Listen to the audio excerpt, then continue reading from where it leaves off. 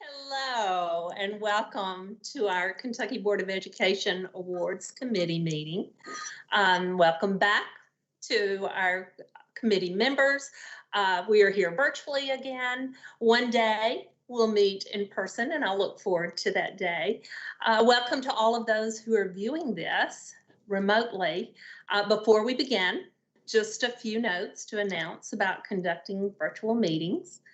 The meeting must comply with the requirements of the Open Meetings Act. Accordingly, the public may view the meeting by way of a link provided in the advertised agenda.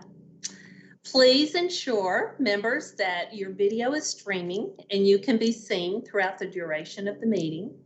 And since there are only 4 of us, we don't have to mute our computers. Just make sure that all discussions are broadcast to the public. And if you have any other electronic devices handy that might cause some disruption, you might turn those off at this time.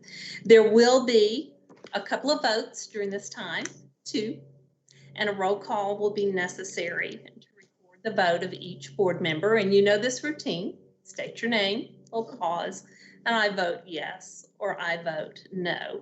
You all are pros at that. So we're going to start out. Roll call. Meredith, please. Sure. Claire Batt. Claire Batt, I am present. Patrice McCrary.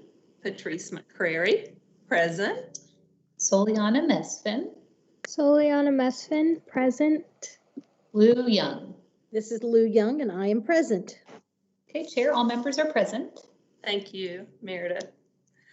Let's briefly review why we're here today. We're here for discussion on applicants for the Karem Award for Excellence in Education Policy. Here's a description of that award.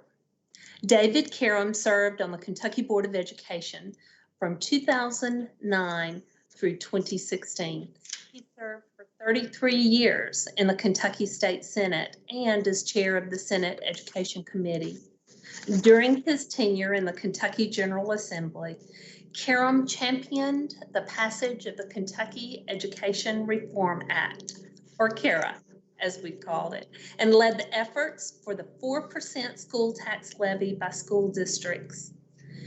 This award is given in the spring of each year to state policymakers, education leaders, or citizens who have made notable state-level contributions to the improvement of Kentucky's public education system. The criteria for this award includes demonstrated leadership in policy development, passage or implementation resulting in increased educational opportunities for students, improved educational, post-secondary, or workforce outcomes for students, or increased capacity of teachers or school staff to better meet the academic, social, or emotional needs of Kentucky students. We were all given the applications to review earlier, so you've had an opportunity to go through these. A good starting place is for us to look at perhaps the top 3 that we want to discuss, your top 3. So in a moment, I'm going to ask you for those. Now, bear in mind, no candidate can be referred to by name, which is not a problem because Todd and the legal team do a terrific job of redacting.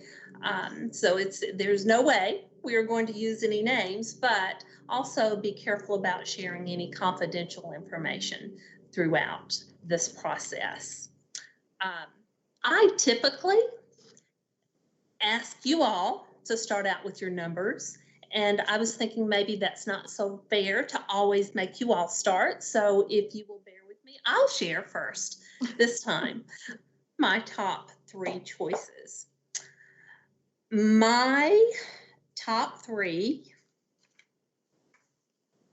were, and I realized I just wrote down their scores instead of their numbers.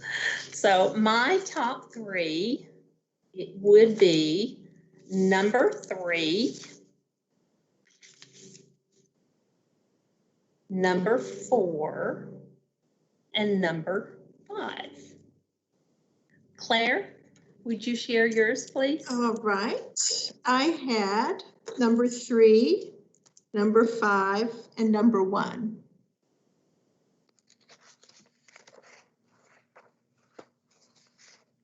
Okay, and Soliana? Mine was number 3, number 5, then number 4. And Luya? Well, and mine are a little different. I had 5, 2, 3. Okay. Okay, we are close. We have an outlier. Of course. So, and it's okay. I love this. I love the part of the discussion. I will go ahead and jump in since I was the first one to share my numbers and share with you why my number 3 was the first choice. Number 3 hit all of the criteria all the way across the board, all the way up through to where it affected every single student and every single teacher in the Commonwealth. So that was a strong indicator for me to go with that one. And it was a catalyst for extreme change that came at a time before we even knew we fully needed it. And it ended up being rock solid for later on down the line during difficult times. So that person I felt was a visionary without really realizing he or she had a vision for what was headed our way. So Claire, would you like to speak? Well, and I agree with everything you said. I had actually felt the same way and thought that whoever this is very, really had the awareness of how the technology would impact students and learning in times when, they could not come to school. So as you said, it was a visionary and that it turned into something that got us through a crisis in a way that, helped everybody involved. So it was my top one. And Soliana, would you like to speak to yours? I agree with everything you guys said.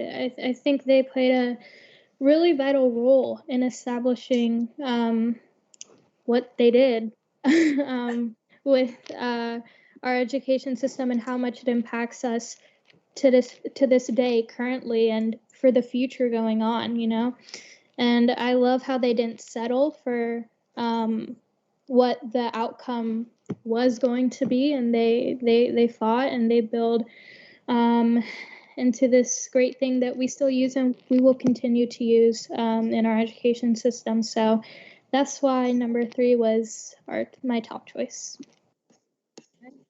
All right, Miss Lou. Yeah, so I absolutely would not in any way argue against number 3. I had 2 and 3 very neck and neck in terms of final numbers, and thought that the applications were very similar in terms of the impact on ed tech. I would just add that I was really impressed with the efforts to diversify the teacher workforce that were apparent in number 5. And Yes. Number 5 did have multiple nominations, which for me, when using the scoring rubric, helped me find the answer to your kind of first statement, Patrice, which is everything about this candidate, who I believe was referred to as she, everything about this candidate appeared across the nominations for this person. So the commitment to educator workforce diversification at the higher ed, local and state policy level pushed me over the edge for this person. But having said that, I trust and respect the collective synergy of this group and would not in any way talk against number 3. So if that's an easy decision for us to make as well, I wanted to say in the meeting that number 5 was super impressive in that regard. And I always, when I think about educator development, I always say, you can count the seeds in an apple, but you can't count the apples in a seed. So, so my bias and heart and passion oftentimes are for educator preparation too. So I'll put that out there. And I will say I agree with you on so many levels of that. The only reason that I was a little bit more hesitant on that candidate, there were some comments that I was like, yes, great, and I could mark it off. But then some of the applications to me were did not allow for showing that strength. So it just I started thinking, okay, is this the job? Is this what's expected anyway? Is this a going above and beyond? I guess is what I found myself asking myself about it. Yeah, that was my reaction as well. I've only had 1 point difference between the two because they were very, very close, and I was so drawn to number 5 because of the focus on diversity and development and teacher prep, which is near and dear to my heart as well. But I thought, sort of the transformational nature of the work in number 3 made it very unique. And I think that's what boosted up in my mind, because I think it has the potential to continue to change education in Kentucky throughout the future, and opening up that virtual learning path for many, which, we have kids who are homeschooled and who are, not healthy. And, so it really can play a role that, will open education and change it for many in years to come. So I think we're looking at two very different approaches to making a difference across the Commonwealth. Through policy and sustainability and all of the criteria that we've looked at. And I'm waiting for Tony's text to pop up saying, hey, you can choose 2. No. No. I think we're close enough on 3. And again, I shouldn't say too, another batch of outstanding applicants. None of these folks is any less deserving than the other. And so as we make a nuanced hair splitting decision here, I'm happy to throw in my support for number 3. Okay. Are we okay? Soliana? I would just like to say some remarks about applicant 5, because I also, they had the same score for me initially, and then I really had to go deep into their applications. I also support number 5, and I love its thing with teacher preparation. And there was just, with the 5 nominations, there was a variety in all of them, but I think it all came down to teacher preparation and diversity in the pipeline. And also another factor was mentorship, which I really liked as well. So for me as a student, I feel like diversity in our teacher workforce, I share many of the same sentiments as my fellow peers. We don't really see a lot of people of color in our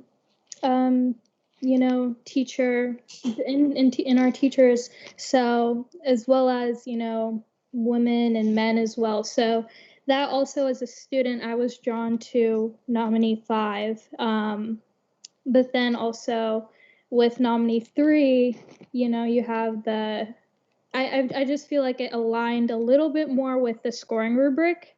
If it were not for the scoring rubric, then I might as well, I might have, gone a little bit to 5, but yeah. I don't know. That's my experience with it. I agree. These candidates that we were presented with were so strong that I had to adhere to the scoring guide more closely than anyone that we have had anywhere along the way, because they were so diverse and yet they were so strong. And number 5 had a lot of support too. And I want 5 to come back and apply to another one of the awards. Meredith, is it possible for us to let them know? We would love for them to reapply, that we were impressed. We Yeah, do they get a lot contact- from me. we do contact the nominators, and we can absolutely encourage them to apply, nominate them again in the future. Yes. Yes, okay, I love that. All right, committee, are we ready to move forward then? Yes. Okay.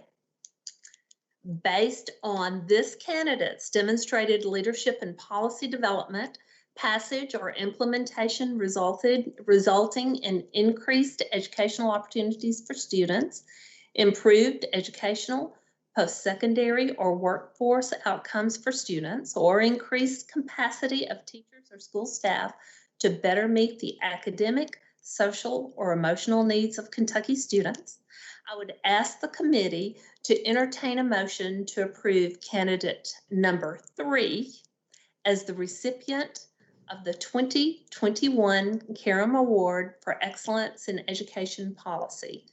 Is there a motion to approve candidate number 3 as the award winner? This is Claire. I'll make the motion. And a second, please. I'll let Soliana make it. Oh, I didn't know I could make it. Am I voting here? In the committee, you can, yeah. You are. Okay. Make a Her whole second. world's just opened up. Okay, I make a second. That's great. And a roll call, please, Meredith. Claire Batt, Claire Batt, I vote yes. Patrice McCrary, Patrice McCrary, I vote yes. Soliana Mesfin, Soliana Mesfin, I vote yes. and Lou Young. Lou Young, I vote yes. Okay, Chair, all members have voted. Thank you, Meredith. Again, thank you to Meredith for getting all of the materials to us in a timely fashion, very organized, the scoring guide put in place. We're breaking you in royally, Meredith. So thank you for all that you did to prepare us for this. Thank you, committee members, for spending the time and the effort and the energy, and more than anything, the thought process that you poured into this to determine this individual that we will be recognizing. It's a fun part of the board. It's one of my favorite things to do, is to highlight all of the good that's going along the Commonwealth. At this time, I need a motion to adjourn this meeting. I'll take that one. All right, and a second? I'll second. Okay, let's do one last roll call, Megan. Meredith, where'd I get Megan? No, Meg's on making sure that we're broadcasting. So Claire Batt, Claire Batt votes yes. Patrice McCrary. Patrice McCrary votes yes. Thank you, Megan Meredith. Absolutely. Soliana Mesfin Soliana Mesfin, I vote yes. and Lou Young. Lou Young votes yes. Okay, all members have voted. All right, thanks, team.